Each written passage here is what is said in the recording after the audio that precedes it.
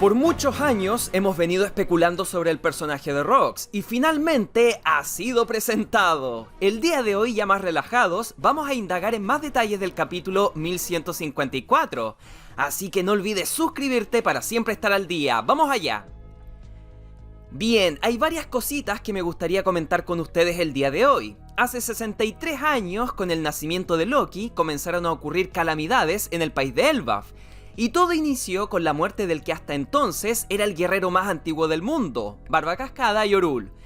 Nosotros ya sabemos todo el contexto alrededor de esto, ya que durante el arco de Whole Cake conocimos el pasado de Big Mom, conocimos cómo fue abandonada por sus padres, cómo fue adoptada por Madre Carmel, cómo interactuó con otros niños gigantes como Heart y por supuesto el incidente del Sembla, que fue lo que desató toda su locura, destruyendo la aldea y matando a Yorul. Ahora bien, curiosamente, la semana pasada estuvimos hablando sobre aquellos personajes que son diferentes al resto en escalas de poder.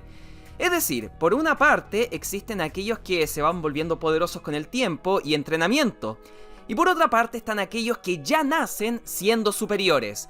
Casos conocidos son el de Oden, Kaido, el mismo Loki por ejemplo, pero sobre todo el de Big Mom. Y digo esto porque hasta el día de hoy seguía siendo un misterio qué era ella exactamente. O sea, sabemos que sus padres fueron humanos comunes y corrientes, pero el capítulo de esta semana finalmente lo confirma al 100%. Big Mom siempre ha sido una simple humana, no tiene sangre de ninguna otra raza. Entonces, ¿cómo diablos era más grande y poderosa? Esta tipa, siendo una niña, mató a un gigante legendario, formó un imperio en Whole Cake, despertó su fruta del diablo sacándole el máximo potencial, y más encima era usuaria del conquistador. Poco se habla, Poco se habla de lo grande que fue Big Mom. Imagínate si lograba casar a Lola con Loki. Bueno, siguiendo con el capítulo, se menciona que luego del nacimiento de Loki y la destrucción provocada por Big Mom, vendría una época de mal tiempo en todo el país que trajo escasez y hambruna. Si tomamos este hecho con algún suceso histórico de la mitología nórdica, podría asemejarse al Fimbulvet. Esta es la previa al inicio del Ragnarok, básicamente inviernos eternos que rompen física y mentalmente a los vikingos. Este capítulo nos muestra las consecuencias, disputas internas donde las aldeas se atacaban entre sí. Es por eso que Harald, después de tantos viajes formando alianzas, pudo traer la ayuda necesaria para que su gente no muriera de hambre. Quiero destacar la página doble, donde los barcos van llegando a Elbaf con comida. Estoy seguro que cuando animen eso será súper emocionante, con la frase "Todos somos parte de este pequeño mundo", la esencia de One Piece en su máximo esplendor. En fin, siguiendo con la cronología de la época, Astrid murió maldiciendo hasta el final a su hijo, pero en una escena emotiva, Harald lo toma en brazo diciendo: "Tú eres mi preciado hijo". Ahora, lo curioso, y que me partió el corazón, es que Loki no sabe cómo reaccionar cuando alguien lo trata con cariño, porque solo meses con vida, y por el desprecio que tuvo, él ya renunció a cualquier tipo de amor. Y bueno, con el pasar del tiempo el país fue superando la crisis gracias a la excelente diplomacia de Harald. Ida se fue a vivir al inframundo con Hayruddin y abrió una taberna. Supongo que es la misma que fue visitada por Shanks y sus nakamas, aunque la que hablaba con Colón no era Ida. Bien, y ahora llegamos a una de las partes más importantes del capítulo, y es la conversación de Harald y Yorul hace 56 años. Este no entiende por qué no puede formar acuerdos con el gobierno mundial e ir al Levely, pero Yorul le explica que es por el simple hecho de ser un gigante. No es primera vez que algo malo le pasa a alguien de su raza. Por ejemplo, la legendaria tripulación de carpinteros, Galeila, que todos pensaban que solo eran un mito, en realidad sí existieron en el pasado. Es más, lo último que saben de ellos es una carta que enviaron en la cual avisaban que fueron capturados. Estamos hablando de una tripulación de 100 gigantes, entre los cuales habían ancestrales. Esto da para muchas interpretaciones, porque lo podemos conectar con otros sucesos de One Piece. El primero, y más obvio, es la compañía de Iceberg, los Galeila de Water 7. Es raro que lleven exactamente el mismo nombre que los carpinteros ancestrales. Obviamente tienen una influencia de por medio. Es más, si nos fijamos bien en el logo de la compañía, nos daremos cuenta que se parece a un dracar vikingo, como los barcos que tienen los gigantes. Entonces, todo parece apuntar a que los verdaderos fundadores de la Galeila de Water 7 fueron estos gigantes antiguos que menciona Yarul, los Galei La. Pero es que la cosa no se queda solo ahí. Si volvemos a ver el arco de Water 7, nos daremos cuenta que en un par de ocasiones hacen referencia a lo grande que son algunas cosas, como los astilleros por ejemplo. Si toda esta ciudad fue fundada por los gigantes carpinteros, entonces varias cosas comienzan a cuadrar. Y la primera y más importante es nada más y nada menos que el arma ancestral Plutón. Por si no lo recordaban, una de las pocas cosas que sabemos sobre esta arma es que fue construida en Water 7 antes de ser enviada a Arabasta. Los planos finalmente se quedarían por varios siglos en este lugar, pasando de generación en generación. ¿Qué quiero decir con esto? Bueno, que Plutón fue construido por los gigantes carpinteros del Galei La. Aunque claro, se supone que las tres armas ancestrales se utilizaron durante el siglo vacío, entonces su construcción tuvo que haber sido entre los 900 y 800 años que duró esta guerra. Por lo tanto, resumiendo todo, esta tripulación de 100 gigantes, entre ellos ancestrales, eran una banda de carpinteros con martillos gigantes que son considerados una leyenda actualmente en Elbaf. Yarul, el ser más viejo de la actualidad, dice que no son un mito, sino que realmente existieron, porque siempre enviaban cartas de actualización en sus viajes.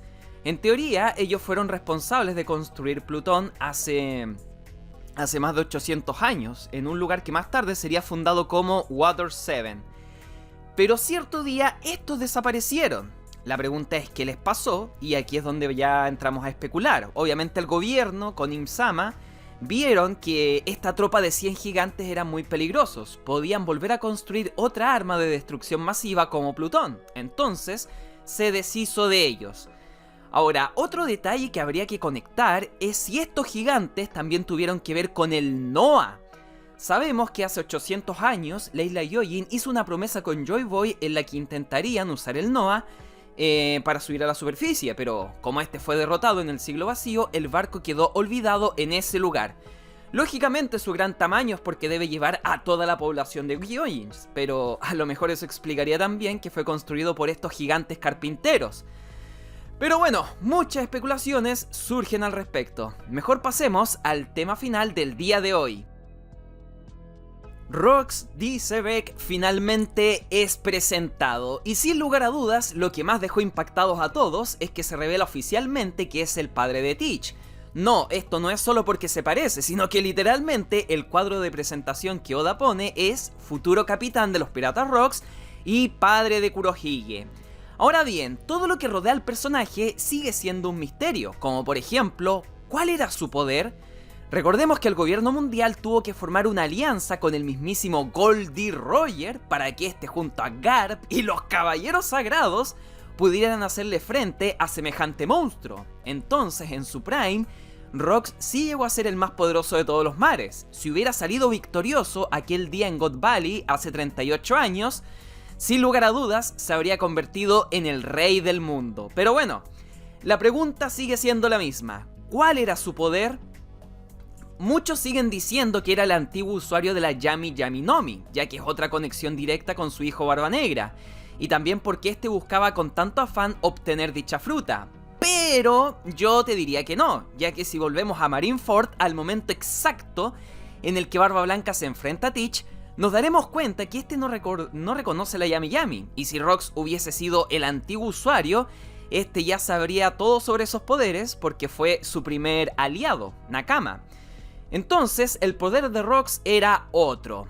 Una opción que comentamos en el video de ayer fue que por la posición de sus dedos y por la manera tan limpia en la cual cortó una montaña sin siquiera portar una espada, es porque a lo mejor era el antiguo usuario de la Ope no Mi, ya que Lo hace la misma posición con los dedos cuando activa su run. Pero a lo mejor este es un juego de Oda para despistarnos y en realidad hace el número 2 por las dos preguntas que le está haciendo a Loki. Bien jugado, Woody.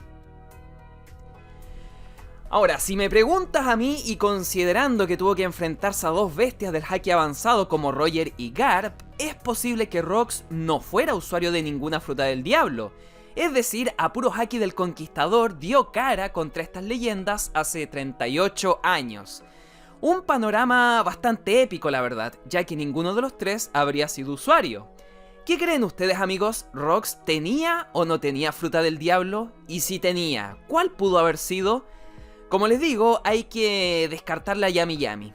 Otra duda que me surge luego de este último capítulo es, ¿Barba Blanca sabía que aquel niño huérfano que aceptó en su tripulación era hijo de Rox?